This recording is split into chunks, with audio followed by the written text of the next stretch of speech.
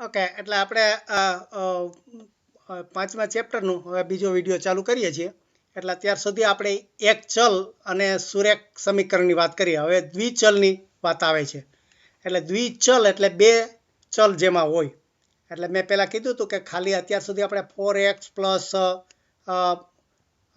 8 બરાબર 0, તો આમાં x એક જ ચલ હતો.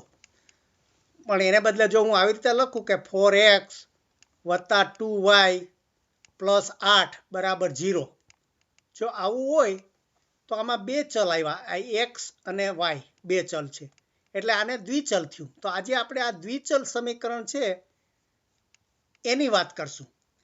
પણ આમાંય હજી તો આપણે એક લિમિટ રાખશું કે આ જ્યારે એક્સની માથે એકની જ ઘાત છે અને વાયની માથે એકની ઘાત છે. જો એનો માથે વર્ગ થઈ જાય તો એ સુરેખ ના થાય. એટલે આપણે જે સુરેખની વાત કરતા હતા ને, એટલે ધારો કે આ હું 4x² વત્તા 2y² વત્તા 8 કરું, આવું સૂત્ર હોય તો એનો જે કિંમત આવશે, જે એક્સ ને વાયની કિંમત આવશે ચલની, એ એક લાઈન ઉપર નહીં હોય, સુરેખ ઉપર નહીં હોય. એટલા માટે અત્યારે આપણે ખાલી સુરેખ જ દ્વિચલ સમીકરણની વાત કરીએ છીએ. દ્વિચલ છે પણ છતાંય હજી એક જ ઘાતવાળા છે, એટલે કે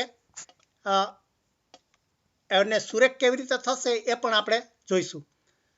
હવે આ દ્વિચલ છે એટલે એનો અર્થ કે એ બંનેનો આધાર પણ આખા સૂત્ર ઉપર રહે છે. એટલે આપણે આને જનરલમાં આવી રીતે મૂકી શકીએ કે ax plus by plus C બરાબર 0, આવું જનરલ સૂત્ર કરી શકીએ. એટલે આમાં એની કિંમત આ અચલ છે. અચલ એટલે એનો બીજા ઉપર આધાર રાખતું નથી. એવી રીતે બી પણ અચલ છે અને સી પણ અચલ છે. પણ આ જે એક્સ ને વાય છે એ બંને ચલ છે, આટલું ખ્યાલ રાખવાનો. એટલે આ એબીસી અને XYZ ને બધું જ આમ તો બીજગણિતના જુદા આંકડા કહેવાય, પણ આપણે કેવી રીતે વાપરીએ છીએ. જોકે ઘણી જગ્યાએ તમારે આવશે કે એ પણ ચલ થઈ શકે, પણ જ્યારે એક્સ ને વાયની સાથે સંજ્ઞા આવે ત્યારે એ અચલ હોય છે અને એક્સ અને વાય ચલ હોય છે. આમાં પાછું ધારો કે આ aXy plus by plus C એમ હું કરું તો પણ આ એક જ માથે ઘાત છે, છતાંય આ સુરેખ નહીં થાય. કારણ કે આ સુરેખ માટે આ પણ પાછા જુદા જુદા હોવા જોઈએ. એટલે એક્સ ને વાય ભેગા ના હોવા જોઈએ, એ પણ એક શરત છે. એટલે આવી રીતે આપણે જે આજે શીખવાનું છે એમાં આ કન્ડિશન છે કે બે ચલ હશે, ax plus by plus C બરાબર 0. એટલે કે એક્સની માથે એક ઘાત હશે, વાયની માથે એકની ઘાત હશે અને બંને સાથે નહીં હોય. એવું જો આ સૂત્ર હશે તો એમાં આપણે એક્સ અને વાયની જે કિંમત શોધશું એ બે જોડી મળશે.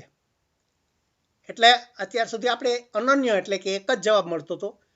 પણ આ જે સૂત્રને છૂટા પાડશું તો એક્સ ને વાયના ઘણા બધા જવાબ આપશે, પણ જે જવાબ આવે ત્યારે હવે બે જોડીમાં આવશે.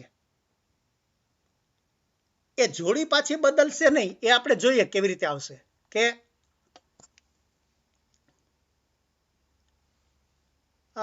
આપણે જો કે આ ગયા એ પહેલાં એણે થોડુંક આપણે એક ચલની વાત કરી હતી કે આ 4x એને દ્વિચલ કેવી રીતે કરી શકાય એની થોડી વાત કરી હતી કે 4x વત્તા 8 બરાબર 0 આપણે એક ચલનું સૂત્ર છે, એને મારે દ્વિચલમાં મૂકી શકું. અને મારે દ્વિચલમાં મૂકવું હોય તો 4x વત્તા 5y ની માથે શૂન્યની ઘાત વત્તા 8 બરાબર 0 કરું તો શું થાય. અહીંયા મેં વાય મૂક્યો, પણ વાયની માથે જો એકને બદલે શૂન્યની ઘાત હોય તો શું થાય કે તો આનો એનો જવાબ શૂન્ય થઈ જાય.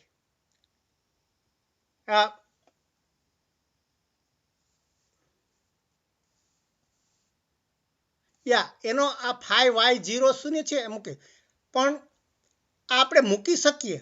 આજે એટલા આપણે બંનેને સરખા કરવા માટે આપણે શું કીધું કે જનરલ સ્વરૂપ આવું છે કે a x plus b y plus c equal to 0.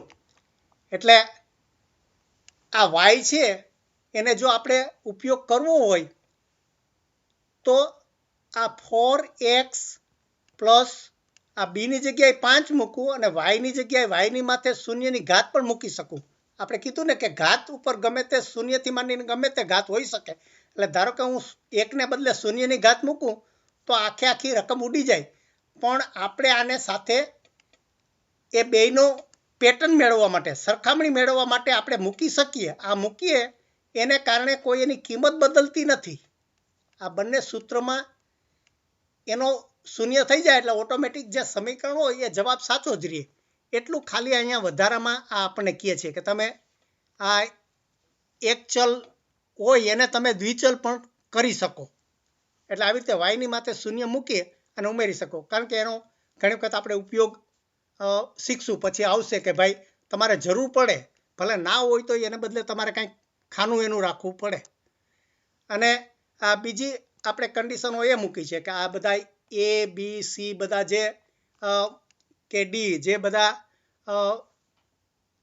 જે અચલ આવતા હોય એ હંમેશા પાછા આપણે આ વાસ્તવિક સંખ્યાના સભ્યો હોવા જોઈએ. આ આર છે એટલે કે વાસ્તવિક સંખ્યા એના બધા સભ્યો હોવા જોઈએ. એટલે અવાસ્તવિક સંખ્યા એ આપણે પછી કોલેજમાં આવશે કે અવાસ્તવિક સંખ્યા કેવી હોય. એટલે અત્યારે પાવર હોય જે અત્યારે કરંટ ને એમાં બધામાં એનો ઉપયોગ થતો હોય છે પણ એ નથી આવતું.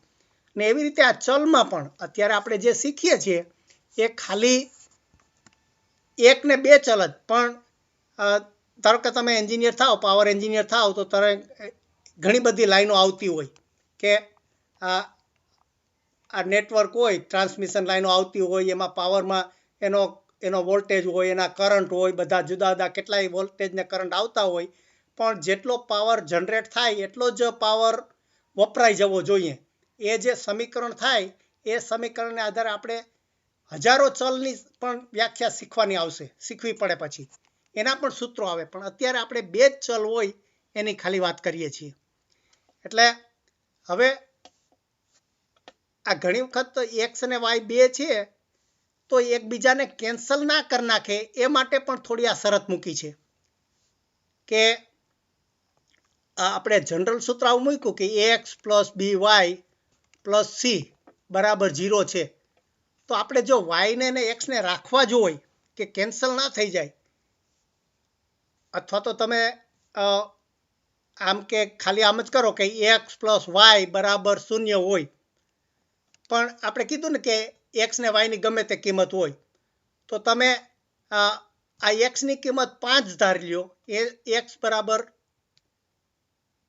આ 5 હોય અને વાયની કિંમત -5 કરો તો શું થાય કે આ 5 વત્તા ની જગ્યાએ -5 આ 0 આ થઈ જાય. પણ એનું સૂત્ર આખું ઉડી જાય તો કોઈ કિંમત આપણે ચલની કિંમત ના રહીએ. પણ ચલ તો હોવો જ જોઈએ. તો એ રાખવા માટે આ એક બીજી શરત છે કે એ સ્ક્વેર હોય એ 0 કરતાં મોટો અથવા તો 0 હોવો જોઈએ. એવી રીતે આ બી સ્ક્વેર છે એટલે કે આપણા જે સહગુણક છે એ પણ 0 કરતાં મોટો કે 0 જેટલો હોવો જોઈએ.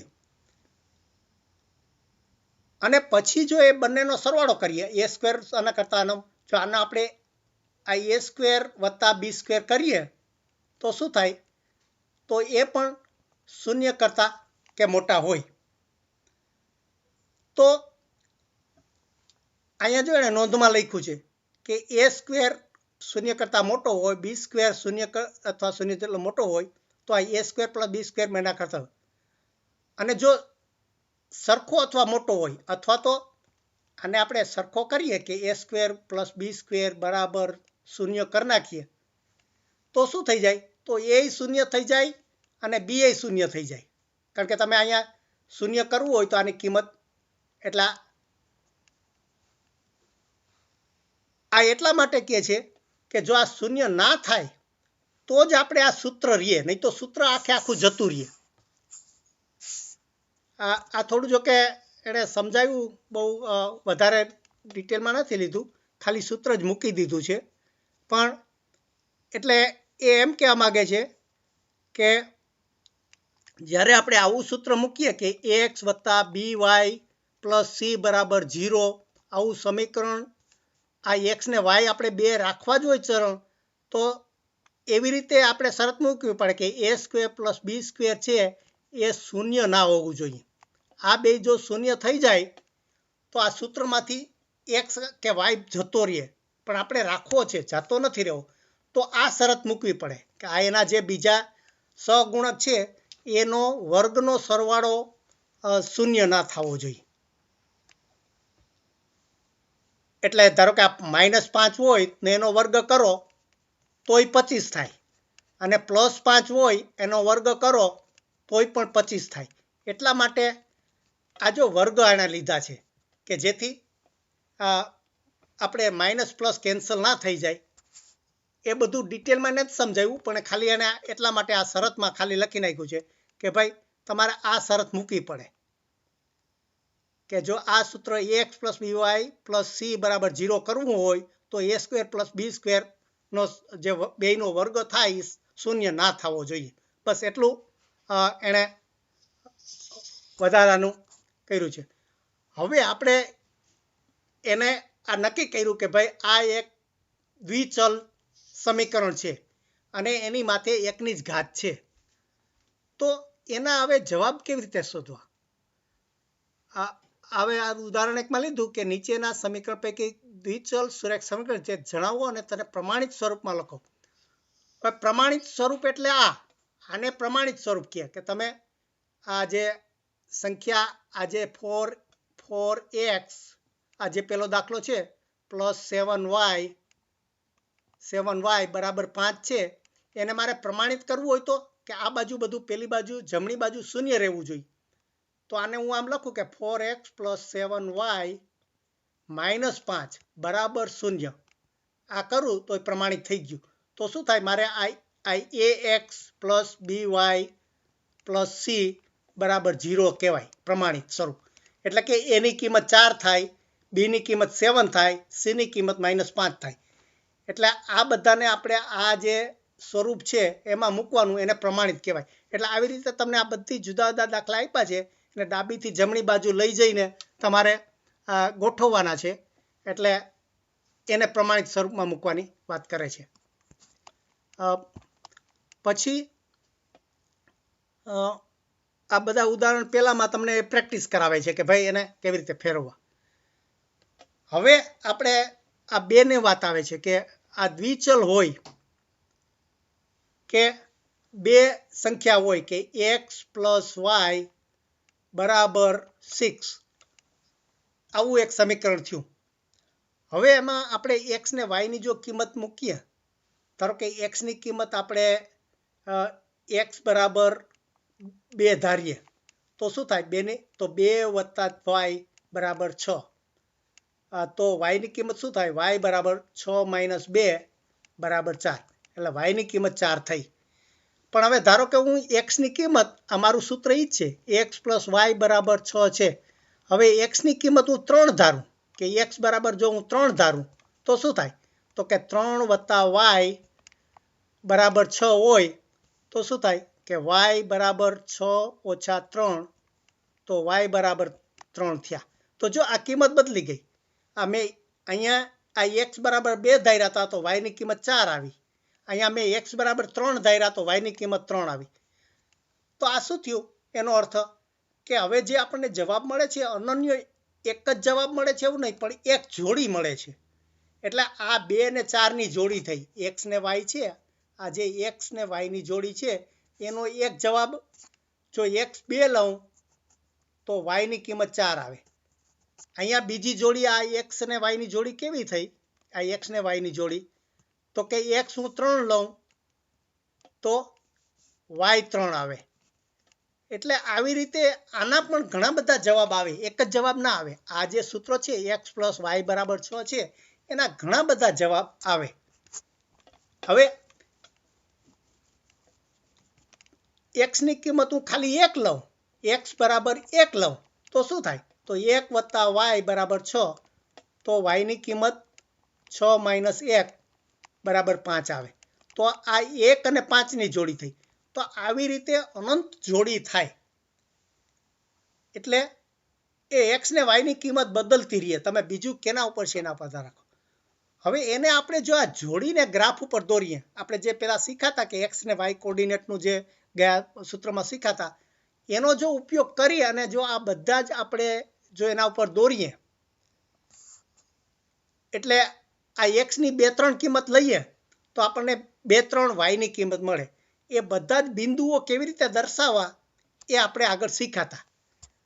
અને એ જો બિંદુને જોડી દેશું તો એક સીધી લીટી થશે. એટલા માટે એને સુરેખ કહેવાય છે. એટલે આ જે આપણે એને ખરેખર પેલા દાખલામાં જ લઈએ. આપણે એકાદો અહીંથી એનો જ તમારો પાઠનો દાખલો છે એ જ જોતા જઈએ કે આ 4x 3y બરાબર 4x + 3y 4x + 3y બરાબર 12 છે. હવે આને આપણે ગ્રાફમાં ચાલો આપણે આપણી રીતે દોરીએ કે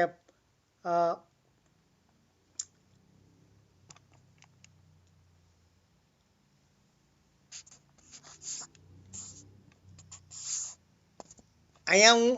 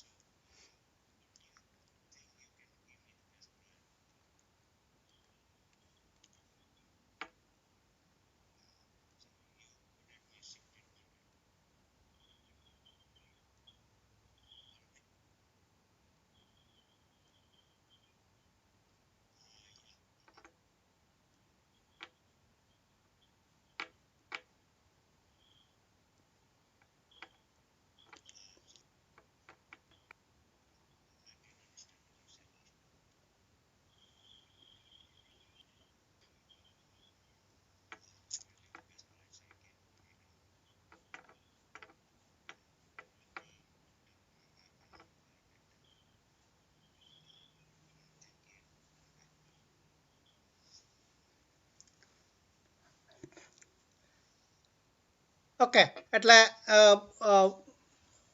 આ જો આવું સૂત્ર આપ્યું હોય આપણને, તો આપણે x ને y ની જુદી જુદી કિંમતો ધારી અને એનો ગ્રાફ દોરી શકીએ. એટલે ધારો કે આ x ની કિંમત પહેલાં 0 લઈએ, પછી x ની કિંમત 1 લઈએ, x ની કિંમત 2 લઈએ.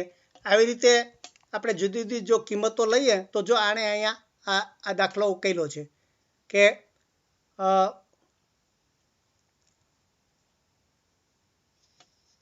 x બરાબર જો તમે 0 લ્યો તો આ 4 × 0 + 3y બરાબર 12.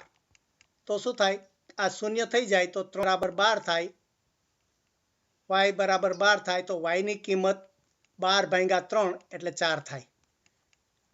પછી જો હું x ની કિંમત 1 લઉં એટલે આ એક જોડી આપણને મળી કે આ x ને y ની 0 અને y ની કિંમત 4 આવી. હવે હું x ની કિંમત 1 લઉં તો 4x એટલે 1 * 3y બરાબર 12 જો કરું તો આ 4 + 3y બરાબર 12.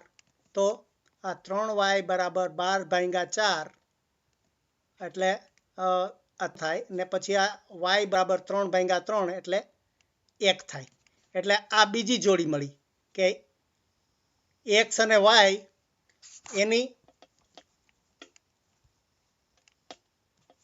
આ x અને y છે, આ x ને y એની બીજી જોડી 1 ની મળી. એટલે આ આપણને બિંદુ કેવી રીતે, ધારો કે આ આપણે P બિંદુ હોય અને આ Q બિંદુ હોય, તો જો એને ગ્રાફમાં દોરીએ તો હંમેશા જ્યાં સુધી આ સમીકરણ આપણું એક સુરેખ અને દ્વિચલ હશે ત્યાં સુધી એક લીટી જ આવશે એટલે એ આપણે જો અહીંયા દોરીએ કે મારે આ x બરાબર આપણે કેટલા લીધા હતા પહેલા 0 લીધા કે આ x નું 0 લઈએ અને y કેટલા 4 આવ્યા હતા ને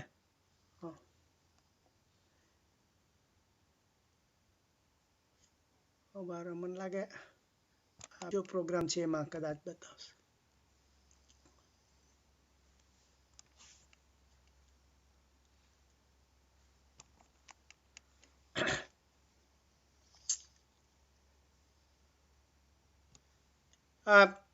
મને લાગે મારે કદાચ થોડીક બીજા દાખલા તૈયાર કરી પ્રેક્ટિસ કરવી પડશે એમાં ગ્રાફનું એપ્લિકેશનમાં ફંક્શન કેવી રીતે દર્શાવું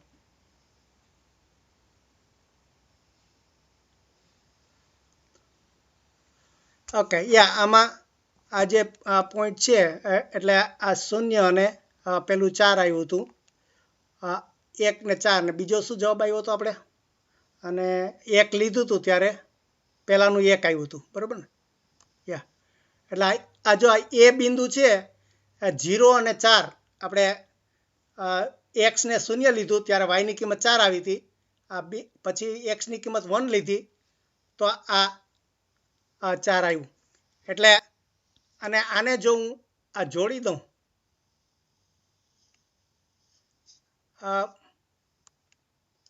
જો આ રીતે આપણે આ જે લાઈન થઈ આખી એ બી ને જોડ્યા 2 પોઈન્ટ છે એને જોડ્યા અને જે ઊભી આ જે સુરેખા થઈ તમે જોશો જો એના ઉપર ગમે તે પોઈન્ટ લેશો આના ઉપર ધારો કે આ હું આ y ની કિંમત 0 લઉં આ y ની કિંમત 0 લઉં તો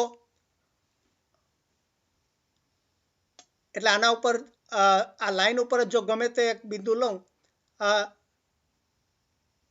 તો એના ઉપરથી આપણને x ની કિંમત મળે એટલે એવી રીતે ટૂંકમાં આના ઉપરના જે કંઈ આ બધા જે હું પોઈન્ટ જો ગમે તે લેતા જાઉં જો a b c d બધા એ રીતે આપણને એની બધી જોડીઓ મળે બાકીની બધી જ જોડી આ રીતે હું શોધી શકું એટલે આપણે જે હાથે ગણીએ છીએ એને બદલે આવી રીતે ગ્રાફમાં આપણને 2 પોઈન્ટ હોય ગમે તે ધારી લઈએ કે x બરાબર 0 ધારીએ અને પછી y બરાબર 0 ધારીએ અને એ રીતે x ને y ની 2 જોડી કરીએ તો જો આપણે અને 2 પોઈન્ટને જોડી દઈએ ને જે સીધી લીટી થાય એ લીટી ઉપર જ બધા એના જોડીએ બધા પોઈન્ટ આવે એમ તમારે આ પાઠમાં એણે દાખલા આપીને સમજાવ્યું છે આ જે બધા આ ઉકેલ છે એમાં બીજું કશું નથી આ જુદી જુદી સ્ક્વેર રૂટ 3 અને એવી આ બધી સંખ્યાઓ લીધી છે અહીંયા માઇનસની સાઇન કરતા ભૂલી ગયા છે આ ઉદાહરણ ચોથું પણ ટૂંકમાં એ કે દ્વિચલ સંખ્યા હોય અને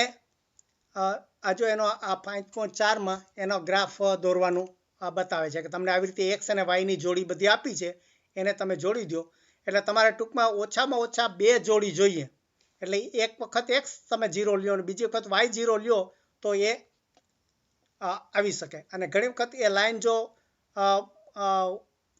શૂન્યમાંથી પસાર થતી હોય તો પણ થઈ શકે કે બંને શૂન્ય હોઈ શકે એટલે આ એનો તમને દાખલો આપ્યો છે અને આપણે વધારે પ્રેક્ટિસ પછી ખરેખર ગ્રાફના દાખલાથી કરશું એટલે આવી રીતે આ ટૂંકમાં એણે આ જનરલાઇઝેશન આવું કર્યું કે ax plus by plus c આવું જો સૂત્ર હોય તો એને તમારે ગ્રાફમાં કેવી રીતે દોરી શકાય અને x ને y ની કિંમતો કેવી રીતે મળે તમે x ને તો y ની કિંમત મળે અને y ને 0 કરો તો પછી x ઉપર એટલે આ બધા જ એના પછી સ્પેશિયલ કેસીસ આપ્યા છે કે આવી રીતે ત્રાસુ હોય ગમે ત્યાં હોઈ શકે અને મને લાગે આ ઊભા લીટા જો ગમે ત્યાં x ની કિંમત હંમેશા સરખી જ હોય તો એને y જે અક્ષ છે એને સમાંતર રેખા થશે એ તમારે દોરીને કરી શકો અને જો આ y ની કિંમત સરખી રહેતી હોય તો હંમેશા x અક્ષને સમાંતર જે લાઈન થશે એટલે આ રીતે આપણે ગમે તે આકારની એક સીધી લીટીમાં બધું દોરી શકીએ